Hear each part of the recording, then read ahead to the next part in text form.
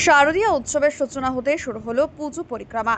আজ সপ্তমীর দিন থেকে পুজো মণ্ডপগুলিতে বিচার কার্য শুরু করে দিলেন বিশেষ প্রতিনিধি দল। বিধায়কের পক্ষ থেকে সবুজ পতাকা নাড়িয়ে শুভ সূচনা করা হয় এই উদ্যোগের, যেখানে শহরের বাইরে সম্পূর্ণ বিধানসভা এলাকার প্যান্ডেলগুলো পরিদর্শন করা হবে।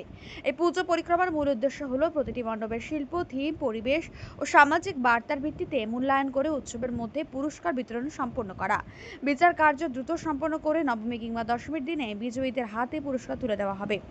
এদিন পুজো পরিক্রমায় বেরিয়ে পড়ে মোট 5টি গাড়িতে ভাগ হয়ে 40 জন বিশিষ্ট প্রতিনিধি, যাদের মধ্যে কেউ শিক্ষক, কেউ অধ্যাপক, কেউ শিল্পী কিংবা সমাজের বিভিন্ন ক্ষেত্রের গুণীজন।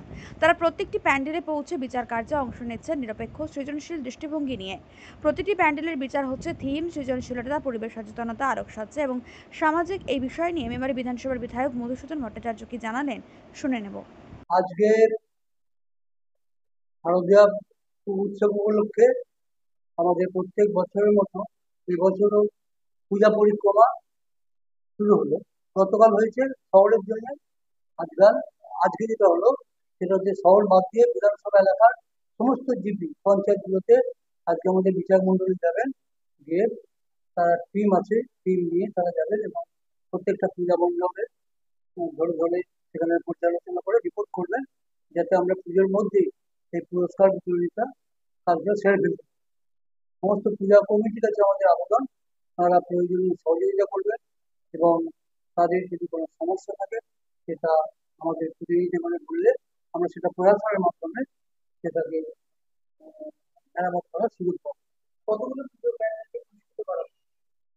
পূজা প্যান্ডেল পুরস্কৃত হচ্ছে আমাদের সরকারি লেভেলে যে সমস্ত যেগুলো অনুমোদন আছে, সরকারি সাহায্য পায়, অনুমোদন আছে, সেই সমস্ত গুলো পর্যালোচনা হবে। আর যারা আহ, অনুমতি পেয়েছেন কিন্তু সরকারি সাহায্য পান না, তাদের জন্য একটা পর্যায়ে শুরু হবে। শহর এবং গ্রামের জন্য আলাদা থাকবে। এটা পুরস্কারটা কবে দেওয়া হবে?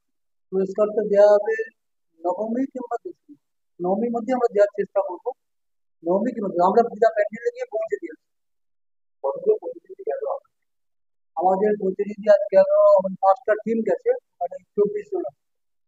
24 জন বিচারক তাদের দায়িত্ব ভাগ করে দেওয়া আছে তারা, এবং প্রত্যেকেই শিক্ষক, অধ্যাপক, শিল্পী, সাংবাদিক, ভাই, বন্ধু থেকে শুরু করে সমস্ত স্তরে, ঠিক আমাদের অন্যান্য যে কৃষিজীবীর মধ্যে তাদের এই সম্বন্ধে কোনো অভিজ্ঞতা আছে তারাও গেছেন। এভাবে সমস্ত পেশারই মোটামুটি অভিজ্ঞ ব্যক্তিরা। মূলত কোন কোন দিকগুলো দেখা হবে যেটা আমাদের বিচারকদের নিয়ে যে আলোচনা হয়েছিল, তারাই যে পরামর্শ দিয়েছেন, কারণ আমাদের তো সবটা আমাদের মুখে আইডিয়া করা সম্ভব না।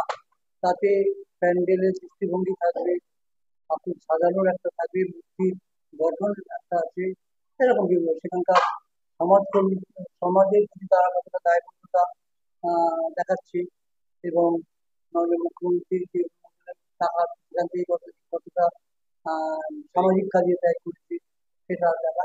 অনেকগুলো দিক ভাগ করতে হবে। পরিবেশগত যে ব্যাপারটা আছে সেটা দেখা। মোট কতগুলো আমাদের যতগুলো আছে, অর্থাৎ ওখানে 254 জনের আমরা একটা লিস্ট পেয়েছিলাম, তারপর আরো নাম যোগ হয়েছে, তা ওটা 265-66 হবে।